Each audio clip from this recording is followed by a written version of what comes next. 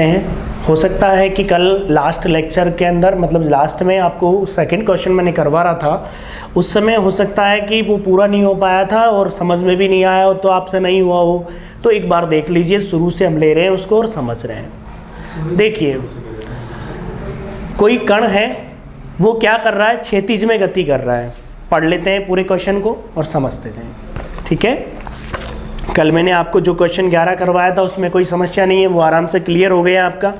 ये last question है, अब इसका ध्यान रखेंगे आप लोग। एक्सरसाइज के क्वेश्चनों में लास्ट क्वेश्चन है और आपकी ये जो सेकंड यूनिट है इसके अंदर जो हम पढ़ रहे हैं, चैप्टर नंबर 3 है, इसमें हम देखा जाए तो काफ़ी चीज़ें क्लियर हो पाई है हमारी।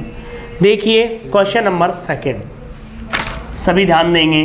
क्वेश्चन नंबर 2 पर किसकी बात कर रहे हैं हम, 3rd चैप्टर की बात कर रहे हैं। m द्रव्यमान का एक कण स्थिर अवस्था से क्षैतिज सरल रेखा में, खुद बोल रहा है हमसे क्या कि क्षैतिज सरल रेखा में, तो माना स्मॉल m संहति का एक कण, स्मॉल m संहति का एक कण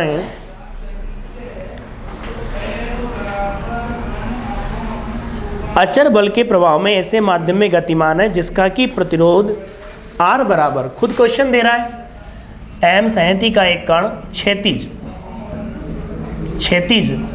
में स्थिर अवस्था से गतिमान है। क्लियर है बिल्कुल। जहां पर क्या है, खुद क्वेश्चन बोल रहा है कि जहां क्या है, R बराबर m a plus b small b है, जहां a तथा b क्या है, अचर है। जहां पर स्मॉल a और स्मॉल b क्या दे दिया हमको, कांस्टेंट दे दिया। कैपिटल B वहां पर अंतिम वेग है। आगे की कहानी जैसे चल रही है वैसे चलने देते हैं क्वेश्चन में। चले, सभी का ध्यान बोर्ड पे। मैंने क्या बोला, यहाँ पर बोर्ड पर ध्यान देंगे। यदि t समय पर कण यदि बिंदु P पर है,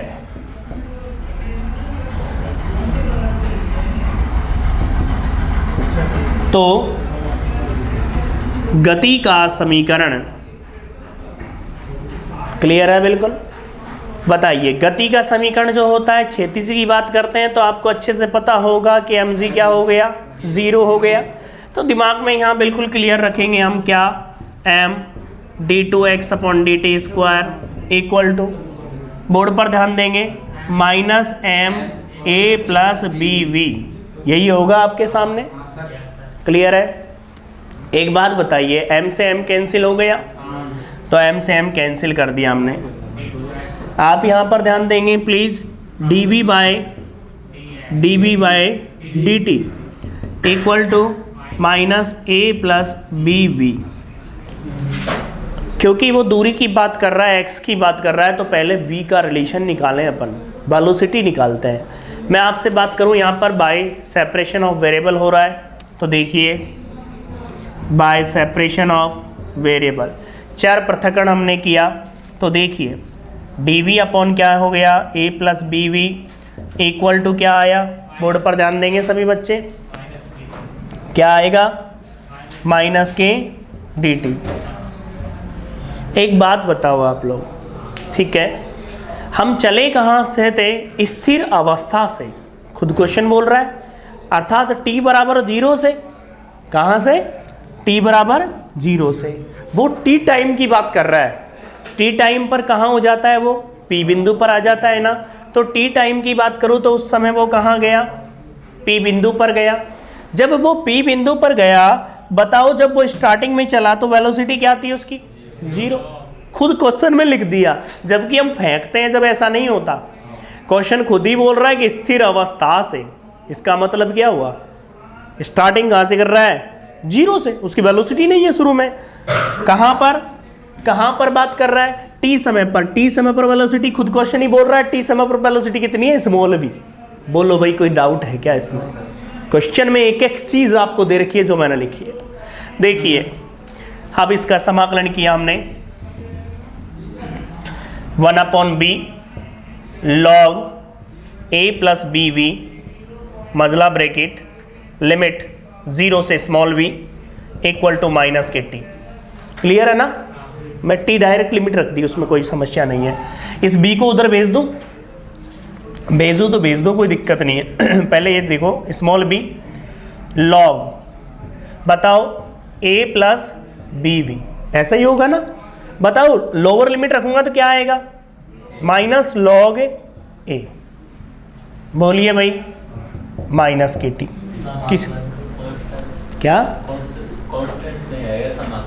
कौन ले लिया ना? स्मॉल बी सी निश्चित समाकलन है भाई। क्लियर है? तो देखिए भाई 1/, इधर भेज रहा हूं मैं इसको, तो क्या बन गया लॉग। कोई बात नहीं है, झगड़ो मत, जो बच्चा बोल रहा है गलती कर रहा है वही सीख रहा है। देखिए भाई इक्वेशन नंबर फर्स्ट है। क्लियर है ना? अब एक बात बताओ, मैं आपसे कहना चाह रहा था, यहाँ पे मैं थोड़ी सी बात भूल गया था आपसे कहना, अब कह देता हूँ मैं, अब कह देता हूँ ना, क्योंकि ये कहा जाता है यदि मान लो गलती से कोई बात आप भूल भी गए हो और थोड़े टाइम बाद आप बता रहे हो तो वो कोई बुरी बात नहीं है, लेकिन उसे छुपा रखोगे तो लंबे टाइम तक छुपा रखना पड़ेगा आपको। तो देखना भाई, बोर्ड पर ध्यान देंगे। जब कण का अंतिम वेग, जब कण का अंतिम वेग, क्वेश्चन बोल रहा है क्या है? स्मॉल b बराबर कैपिटल V अर्थात कांस्टेंट। हमेशा हम जानते हैं अच्छे से कि वो कांस्टेंट होता है। क्लियर है? बिल्कुल। एक बात बताना, इक्वेशन नंबर इसकी बात कर रहे हैं हम, यहां से इसको समीकरण 1 डाल दो, इसको 2 डाल दो, जिससे कंफ्यूजन ना हो, क्योंकि वही अंतिम वेग है तो मान निकालूंगा ना मैं। तो देखो किसका मान निकाल रहा हूं मैं। यहां पर देखिए आप अच्छे से जानते हो dv/dt बराबर क्या हो जाएगा? 0 हो जाएगा कि नहीं हो जाएगा? dv/dt की वैल्यू यदि 0 हो गई तो आप बताइए 0 इक्वल टू क्या होगा? Minus a plus B capital V होगा कि नहीं होगा? बोलिए, क्योंकि स्मॉल v की जगह क्या रखा जाएगा? कैपिटल V रखा जाएगा। क्लियर है? तो ध्यान देंगे आप लोग यहाँ पर, तो क्या बनेगा? देखो माइनस तो गया, a plus B, v equal to क्या? 0। तो बताइए v बराबर माइनस a अपॉन, बना कि नहीं बना पहले तो ये बताओ। बोलिए भाई, क्लियर है यहाँ तक? देख लीजिए यहाँ तक, कोई दिक्कत हो तो, आपको कहीं भी कोई समस्या हो तो a का भाग लगा दूं मैं इसी समीकरण में। देखिए log 1 प्लस, मैं इसको ऐसा लिख दूं तो आपको क्या दिक्कत है भाई? बताओ दिक्कत है क्या? अरे b a अपॉन b की वैल्यू क्या है? माइनस b नहीं है क्या? है ना माइनस b। पुट करते हैं इसमें, समीकरण डाल दो, इसको समीकरण नंबर, इसको कैपिटल A डाल दिया। लो अब ऐसे ही चल रही है समीकरण, समीकरण कैपिटल A से। बताइए भाई log 1 minus small b upon capital V equal to minus K bt। देख लीजिए आप पहले, यहाँ तक आपके सामने कोई समस्या नहीं होनी चाहिए। आपको अब v चाहिए, ये विशेष रूप से ध्यान रखना। क्या चाहिए? Small v। जब स्मॉल v प्राप्त होगा तभी तो x निकालोगे आप, समझ रहे हो ना आप? और एक और चीज आप ध्यान से सुनो कि प्रूफ में आपको t का जिक्र कर रहा है, और t का जिक्र करने का मतलब क्या हो गया? इसी रिलेशन की बात करेगा। यदि x और v की बात करता है तो वो तो लास्ट की बात करेंगे अपन, तो कोई दिक्कत नहीं, इसको आगे बढ़ा देते हैं। देखिए इसको इधर भेजा मैंने इस साइड, तो 1 minus small b upon capital B बराबर e की पावर माइनस bt। बताइए भाई, मैं ऐसा लिख दूं आपको कंफ्यूजन नहीं हो तो? 1 माइनस e की पावर माइनस bt, कंफ्यूजन थोड़ी है, ये उधर गया तो इधर आ गया। बताओ स्मॉल v बराबर क्या आ गया? कैपिटल V 1 माइनस e की पावर माइनस bt। बोलिए, v प्राप्त हो गया आपको, और v को आप लिख सकते हो dx v भार 1 माइनस e की पावर माइनस bt dt। बताइए भाई, इसको सोल्व करने पर क्या मिलेगा हमको, x मिलेगा। समझ में आ रही है बात? तो पहले इसे नोट करें, जगह नहीं है, इधर उधर लिख दिया हमने। ठीक है भाई, लिखिए।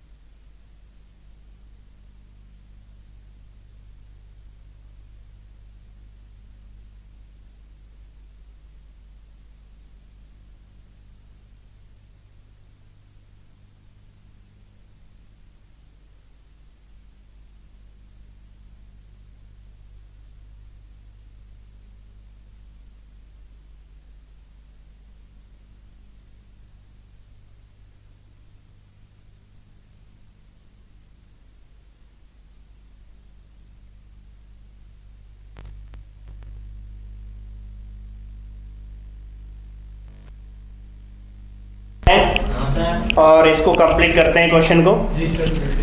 देखिए भाई, बोर्ड पर ध्यान देंगे, उस इक्वेशन को उठाइए,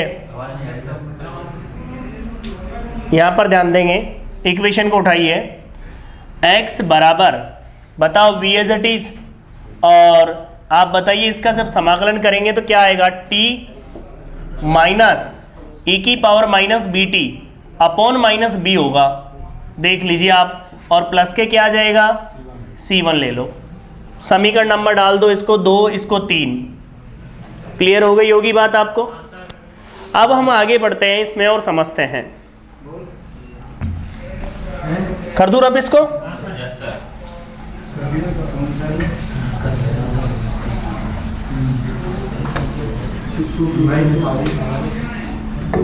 अरे बातें नहीं भाई, बताओ कहाँ चलोगे आप, प्रारंभ में। अरे जब आप चलोगे तो कहाँ चलोगे, प्रारंभ में। एक बात बताओ, प्रारंभ में जब वो चला तो स्थिर अवस्था से चला था ना, इसका मतलब t बराबर 0 पर क्या है, 0। t बराबर 0 पर क्या है, 0। उस समय स्मॉल v क्या है, 0। उस समय x क्या है, 0। तो बताइए भाई, ये 0, कैपिटल V 0 माइनस e की power 0 upon minus b and plus का c1। बताना e की पावर 0 1 हो गया, और यहाँ पर बात करूँ तो c1 बराबर क्या आ गया, minus v upon small v। ये यहाँ पे प्लस हो जाएगा लेकिन आकर के माइनस हो गया वापस। c1 निकालेगा ना, कांस्टेंट पहले ले लिया था कि c1, जिसने ले लिया कोई दिक्कत नहीं है, उसमें कोई इशू नहीं है, आप लोग भी ले सकते हो आपके हिसाब से।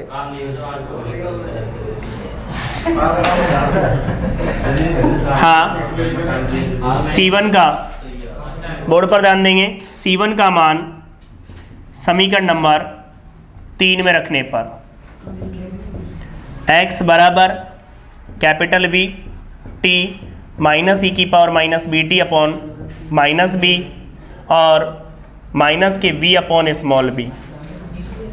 देखिए भाई,